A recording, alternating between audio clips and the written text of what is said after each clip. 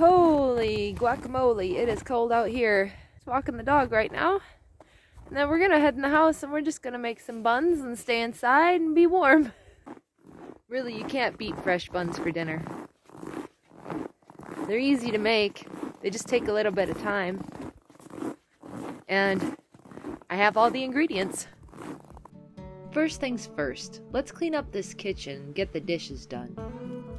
Nothing beats having a clean kitchen before you start cooking.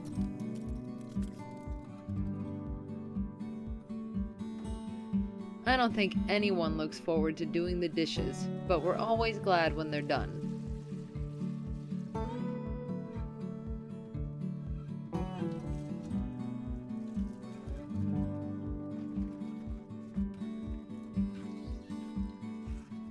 Now let's dry these and get them put away so we can have the full countertop available. Well now, we can start gathering our ingredients. Making buns is pretty simple. I use a recipe I got from my dad. I'll put the list of ingredients and amounts down in the caption. We just need flour, salt, sugar, yeast, butter, and water. We'll start with 2 cups of flour in the bowl,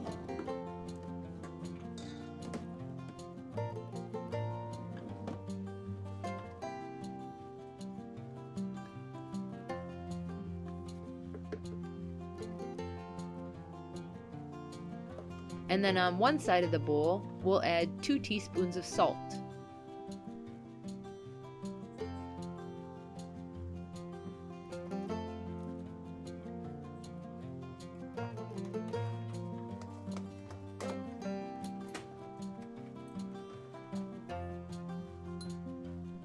On the opposite side of the bowl, we'll add 2 tablespoons of sugar and 1 3/4 teaspoons of yeast.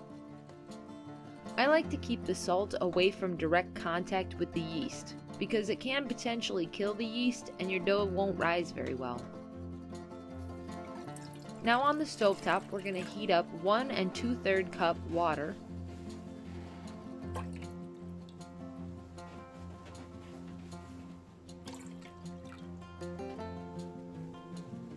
and 2 tablespoons butter.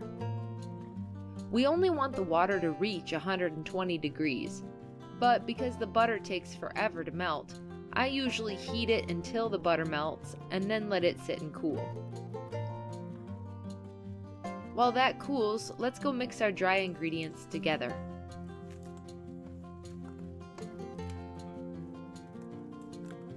Our butter water is now cooled, so pour that in, making sure we get out as much of our butter as possible for that great flavor.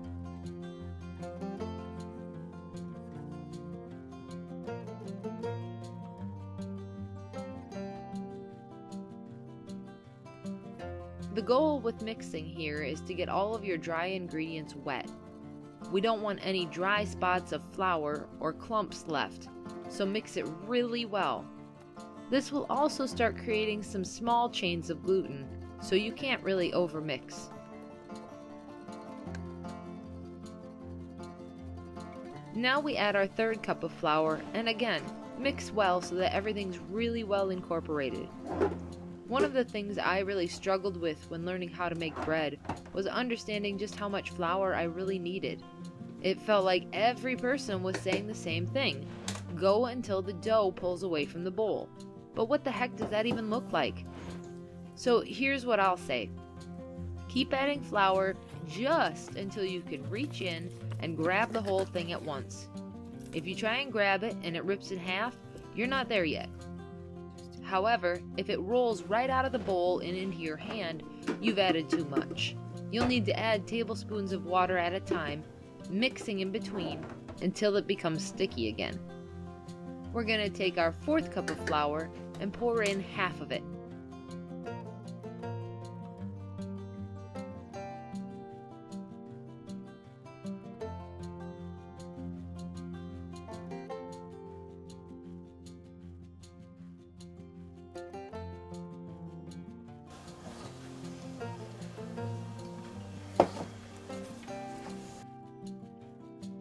You can see now that with all the flour mixed into the dough, that the dough isn't grabbing the sides of the bowl like it was before.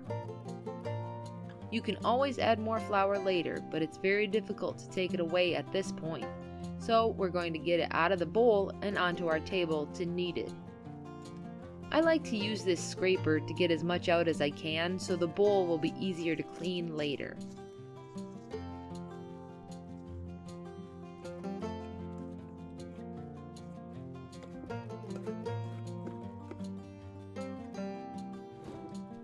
Sprinkle some flour on the counter and scrape out your dough.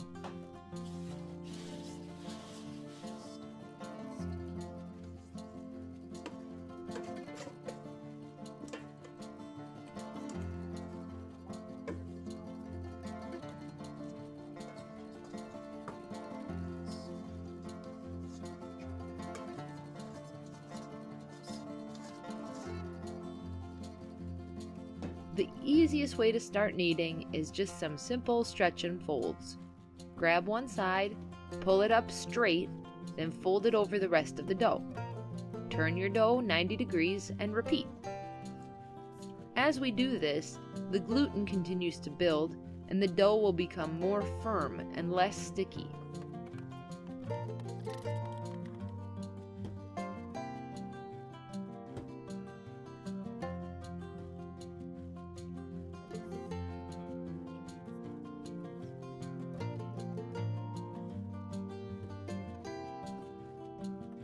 It's still quite sticky at this point, so we'll add a little more flour and continue kneading. I know from experience that at this point, with clean hands, I'll be able to grab the dough without it sticking to me immediately. So I'll get as much of this off as I can and then go wash my hands again. I'm going to do this so I can feel how much more flour I need to add, so I don't add too much. Okay, we're back. We'll add a bit more flour. You'll notice that my hands are now coming away clean from the dough. This means we have enough flour in the dough for now. The next technique is a fast roll from side to side. We're trying to keep building and strengthening the gluten strands. The more gluten we have, the better the dough will be able to trap and keep the air pockets created by the yeast. I usually do this for about 7 minutes, just light pressure and keep it moving.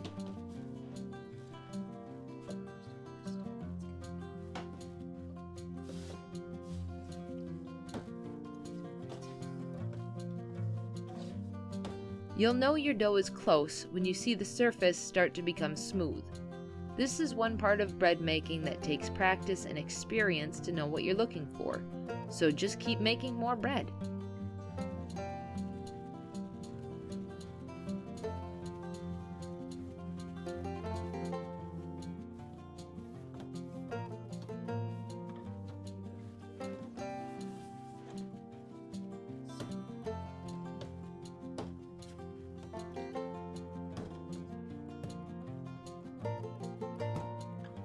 I'm folding the sides into the middle a few times to create surface tension on the top of our dough, which will help it rise up instead of out to the sides.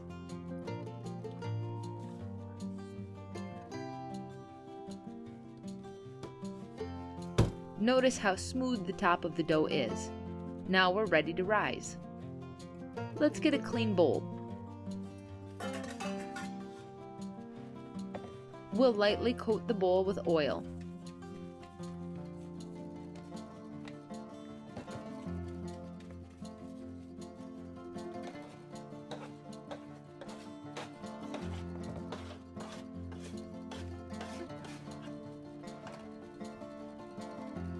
Pop in your dough and cover it on all sides with oil by swirling it and flipping it in the bowl.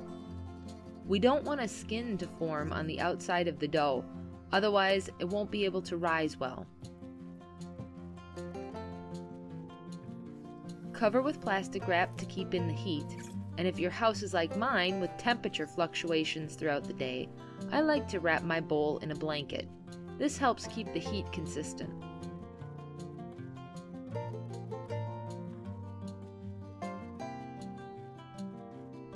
We'll let that sit for about an hour and a half. While that rises, I'm going to clean up my mess in the kitchen so I'm ready for the next step.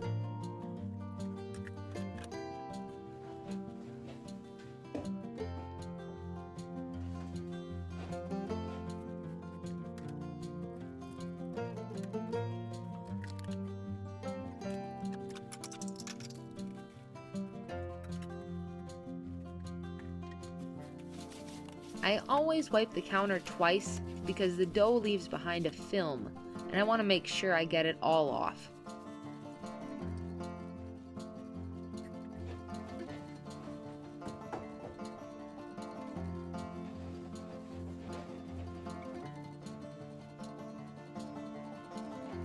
Now that our dough has risen, it's time to shape our buns.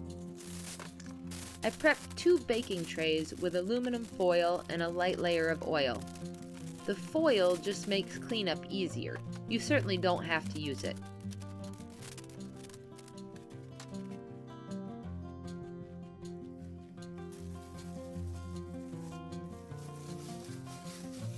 We'll punch the dough to remove any large air bubbles before removing it from the bowl. I bought this kitchen scale years ago. It works great for this. Set it to grams and weigh the dough. I like to make 12 rolls with this recipe, so I will take my total and divide by 12. This will help them cook evenly. In this case, each bun should be approximately 77 grams, which is usually what I get with this recipe.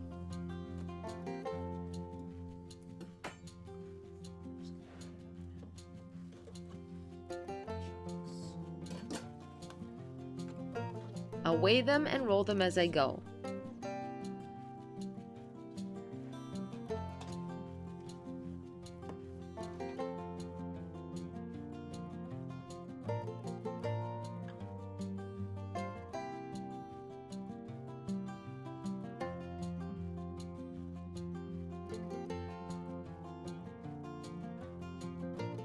Pulling the corners of each one into the center again to create a firm ball and increase surface tension on the outside so that they rise up and not out.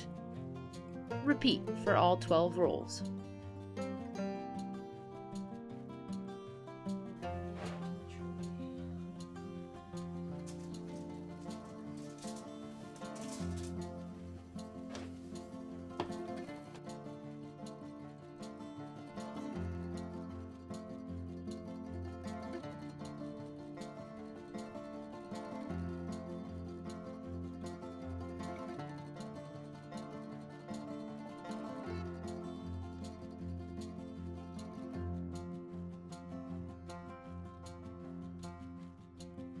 Then we'll cover them up with some lightly oiled plastic wrap.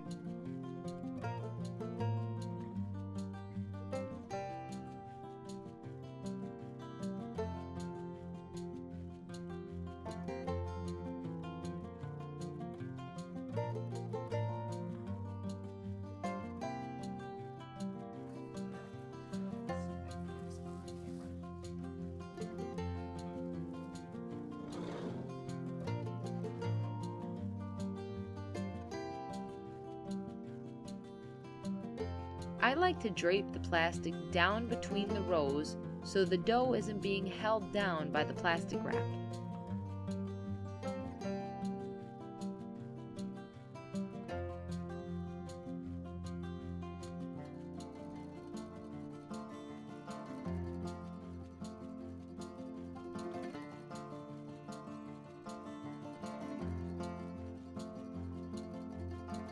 We'll cover this with a blanket again and let rise for about an hour to an hour and a half, depending on the temperature of your house.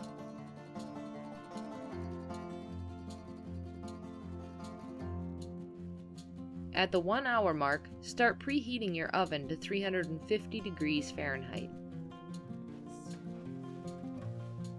When your hour and a half is up, the buns should be roughly doubled in size. Remove your plastic wrap and bake for 20 to 25 minutes.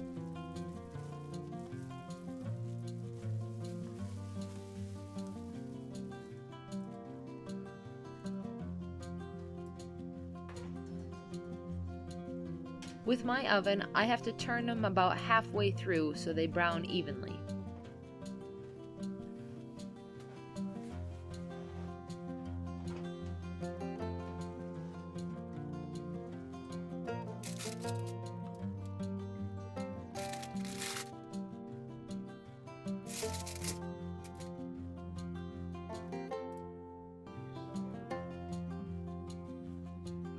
And that's it. Delicious, warm, homemade buns. Jake loves these and they never last long at our house. Thanks for stopping by the homestead. Stay warm, stay full, and we'll see you next time.